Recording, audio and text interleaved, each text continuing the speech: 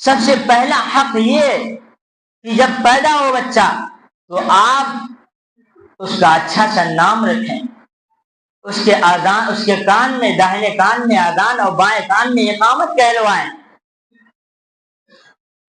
آج کل آپ دیکھیں کہ اگر کوئی بچہ پیدا ہوتا ہے تو فون کریں گے، مفتی صاحب نام بتائیں، اور ایسا نام بتائیں کہ جو نام آج تک کسی نے رکھا ہی نہ ہو۔ تو اس طریقے کے نام کے چکر میں پڑ جاتے ہیں اور ایسا نام رکھ دیتے ہیں کہ آپ کو پتہ ہی نہیں چلے گا کہ یہ مسلمان ہے یا غیر مسلم ہے۔ ایسا نام رکھ دیتے ہیں نئے نام رکھنے کے چکر میں۔ اس لیے یہ ضروری ہے کہ جو آپ نام رکھیں وہ صحیح نام رکھیں، اس لیے کہ نام کا اثر ایک بچے پر پڑتا ہے، نام کا اثر آدمی پر پڑتا ہے۔ اس لیے آپ ایسا نام رکھیں جس نام سے یہ پتہ چلے کہ یہ بچہ مسلمان ہے، جو نام اس بات پر دلالت کرے کہ یہ اللہ کا بندہ ہے، جو نام اللہ کے نبی جناب محمد رسول اللہ صلی اللہ علیہ وسلم کے غلام ہونے پر دلالت کرے، ایسا نام رکھیں۔ آپ صحابی کے نام پر اپنے بچوں کا نام رکھیں، آپ انبیاء کے نام پر اپنے بچوں کا نام رکھیں، نئے نام کے چکر میں نہ پڑے۔ اور دوسرا حق یہ کہا گیا کہ آپ جو بچے کی ماں کا انتخاب کرتے ہیں وہ انتخاب آپ کا صحیح ہونا چاہیے۔ یعنی جب آپ اپنی زندگی میں اپنا ایک لائف پارٹنر چننا چاہتے ہیں، ایک لائف پارٹنر کا انتخاب کرنا چاہتے ہیں، ایک شریک حیات کا انتخاب کرنا چاہتے ہیں، تو آپ کے لیے یہ ضروری ہے کہ آپ ایک نیک صالح لڑکی کا انتخاب کریں تاکہ اس سے جو اولاد پیدا ہو وہ بھی نیک صالح پیدا ہو۔ آج کل ہمارے یہاں یہ ماحول ہے اور ہمارے نوجوانوں کے اندر کہ نشے میں آ کر، جذبات میں آ کر اور حسن کے چکر میں پڑ کے وہ ایسی عورتوں سے شادی کر لیتے ہیں جن کے اندر دین نہیں ہوتا ہے۔ پھر آگے چل کر کچھ دنوں کے بعد جب وہ جذبات تھم جاتے ہیں پھر انہیں اپنے اس حرکت کا احساس ہوتا ہے۔ آپ بتائیں مجھے کہ بچے کی ایک عورت یا لڑکی کسی کوٹھے پر دھندا کرنے والی ہو، اگر ایک عورت فاحشہ ہو، اگر ایک عورت لوگوں کے سامنے ڈانس کرتی ہو، اگر ایک عورت بے حیا ہو، اگر ایک عورت لوگوں کے سامنے ننگے ہو کر اپنی حسن کو لٹواتی ہو، تو اور اسی طریقے سے ایک آدمی دلال ہو، گناہوں کے اڈے چلاتا ہو اور رشوت خوری کرتا ہو، شراب پیتا ہو، تو آپ بتائیں کہ اس سے جو بچہ پیدا ہوگا کیا اس سے آپ یہ امید رکھ سکتے ہیں کہ نیک صالح اولاد پیدا ہوگی؟ نہیں ہوگی۔ اس لیے کہ والدین کے اثرات بچوں پر بہت ہی زیادہ پڑتے ہیں، اور اس میں کوئی شک نہیں کہ اللہ تبارک و تعالی اس بات پر بھی قادر ہے کہ وہ مشرک سے مومن کو پیدا کر سکتا ہے، وہ مومن سے مشرک کو پیدا کر سکتا ہے۔ لیکن یہ بات بھی اپنی جگہ صحیح ہے کہ والدین کا اثر اپنے بچوں پر بہت ہی زیادہ پڑتا ہے۔ اس لیے اپنے لائف پارٹنر کا جو انتخاب کریں وہ صحیح کریں، نیک اور صالح کریں۔ اللہ کے نبی جناب محمد رسول اللہ صلی اللہ علیہ وسلم نے فرمایا کہ تنکح المرأۃ لمالها لأربع، لمالها ولحسبها ولجمالها ولکمالها۔ اللہ کے نبی جناب محمد رسول اللہ صلی اللہ علیہ وسلم فرماتے ہیں کسی عورت سے جو نکاح کی جاتی ہے، حضرت ابو ہریرہ رضی اللہ تعالیٰ عنہ کی روایت ہے، فرمایا جو کسی عورت سے نکاح کی جاتی ہے 4 وجہوں سے نکاح کی جاتی ہے۔ ایک مال کی وجہ سے، دوسرا حسب و نسب کی وجہ سے کہ اعلیٰ خاندان سے اس کا تعلق ہے، اور تیسرا لجمالہا اس کے حسن کی وجہ سے، اور فرمایا چوتھا کی نیک ہونے کی وجہ سے۔ تو اللہ کے نبی جناب محمد رسول اللہ صلی اللہ علیہ وسلم نے فرمایا فَاظْفُرْ لِذَاتِ الدِّينِ، کہ تم اس عورت کو ترجیح دو جس کے اندر دین ہو۔ تم مال کو ترجیح مت دو کہ یہ اعلیٰ، یہ مال و دولت والی ہے۔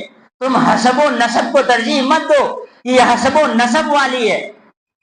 فرمایا وَلِجَمَالِهَا، تم اس کے حسن کو ترجیح مت دو، یعنی حسن کو دیکھ کر اس عورت کا انتخاب مت کرو، بلکہ اللہ کے نبی نے فرمایا فَاصْفُرْ بِذَاتِ الدِّينِ، تم دین کو دیکھو، اس کی نیکی کو دیکھو، تو نیک عورت سے تم نکاح کرو۔ اور فرمایا کہ اولاد کا تیسرا حق یہ ہے کہ آپ جو اس کی ماں ہو، اس کی ماں حلال رزق کھاتی ہے، یعنی والدین حلال رزق کھاتے ہیں اور حرام رزق سے مکمل پرہیز کرتے ہیں۔ اس لیے کہ جب ایک بچہ حلال رزق سے پرورش پائے گا تو وہ بچہ آگے چل کر دین کا داعی بنے گا، آگے چل کر دین کا مبلغ بنے گا۔ لیکن ایک بچہ جب حرام رزق سے پرورش پائے گا تو ظاہر سی بات ہے اس حرام رزق کے اثرات اس بچے پر پڑیں گے، پھر نتیجہ یہ ہوگا کہ وہ بچہ بد اخلاق ہوگا اور پھر حرام خور ہوگا۔ تو فرمایا کہ تیسرا حق یہ ہے کہ والدین حلال رزق کھائیں اور حرام رزق سے مکمل پرہیز کریں۔ حضرت بابا فرید رحمۃ اللہ علیہ کے بارے میں آتا ہے کہ ان کی اماں نے کہا کہ بیٹا تم نمازیں پڑھو، جب تم نماز پڑھو گے تو تمہیں شکل ملے گی۔ بابا فرید رحمۃ اللہ علیہ جب معصوم بچے تھے تو وہ نماز پڑھنے لگے۔ جب نماز پڑھتے تو ان کی ماں مصلی کے نیچے شکر رکھ دیا کرتی تھی۔ جب نماز سے فارغ ہوتے تو مصلی اٹھاتے تو نیچے شکر مل جاتی تھی۔ ایک مرتبہ ایسا ہوا کہ ان کی ماں سفر میں تھی اور ماں کو فکر لاحق ہوئی کہ میں تو سفر میں ہوں، اب اس کے مصلی کے نیچے اگر شکر نہیں ملے گی تو اس کا اعتماد ختم ہو جائے گا کہ نماز سے جو مجھے شکر ملتا تھا وہ جب نہیں ملے گا عادت کے مطابق تو اللہ سے اس کا اعتماد ختم ہو جائے گا۔ تو اس کی ماں نے دعا کی، اے اللہ میں آج سفر میں ہوں، لہذا اے اللہ تو میری لاج رکھ لے اور میرے بچے کا جو اعتماد ہے اس اعتماد کو تو اسی سلسلے میں رکھ۔ تو حضرت بابا فرید رحمۃ اللہ علیہ جب نماز سے فارغ ہوئے انہوں نے مصلی اٹھایا تو ان کو شکر ملی۔ جب ان کی ماں سفر سے واپس آئی تو انہوں نے بابا فرید رحمۃ اللہ علیہ سے پوچھا کہ بیٹا آج تمہیں شکر ملی تھی؟ تو حضرت بابا فرید رحمۃ اللہ علیہ نے کہا جی ہاں ہمیں شکر ملی تھی، اور آج ایسی شکر ملی کہ خدا کی قسم امی جان اس کی مٹھاس ایسی تھی، اس کے اندر لذت ایسی تھی کہ وہ لذت جو اس سے پہلے ہمیں شکر ملا کرتی تھی اس میں وہ لذت نہیں تھی۔ تو ایسی مائیں تھی پہلے۔ اس وجہ سے تیسرا حق یہ ہے کہ حلال رزق کا انتخاب کریں اور حرام رزق سے مکمل پرہیز کریں۔ اور حضرت مولانا زکریا رحمۃ اللہ علیہ کے بارے میں آتا ہے کہ ان کی دادی روزانہ 14 پارہ حفظ کیا کرتی تھی، روزانہ 14 پارہ کی تلاوت کیا کرتی تھی صبح سویرے۔ جب حضرت مولانا زکریا رحمۃ اللہ علیہ کہ ابا جان ان کے پیٹ میں تھے، یعنی دادی جان جب حمل سے تھی تو وہ روزانہ تلاوت کیا کرتی تھی، جس کا نتیجہ یہ ہوا کہ حضرت مولانا زکریا رحمۃ اللہ علیہ کے والد محترم حضرت مولانا یحییٰ صاحب رحمۃ اللہ علیہ جب پیدا ہوئے تو انہیں قرآن کریم کا کچھ حصہ زبانی یاد ہو گیا۔ پیدا ہوتے ہی جب اللہ رب العزت ماں کے پیٹ میں بچے کے اندر روح کو ڈال دیتے ہیں تو بچہ ہر چیز کو سنتا ہے۔ تو آج اولاد کے نافرمان ہونے کی ایک سب سے بڑی وجہ یہ ہے کہ آج ہماری مائیں وہ کام نہیں کرتی ہیں جو پچھلی مائیں کیا کرتی تھی۔ آج دیکھیں کہ ماں حمل سے لیکن کان میں ایئر فون لگائے ہوئے ہے اور گانا سن رہی ہیں۔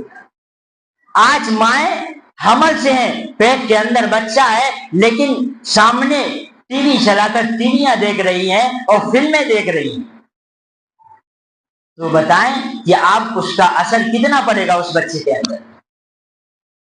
اس لیے ماں کو چاہیے اور والدین کو چاہیے کہ خوب زیادہ اسلامی طریقے کو اپنائیں جب بچے پیٹ کے اندر ہوں۔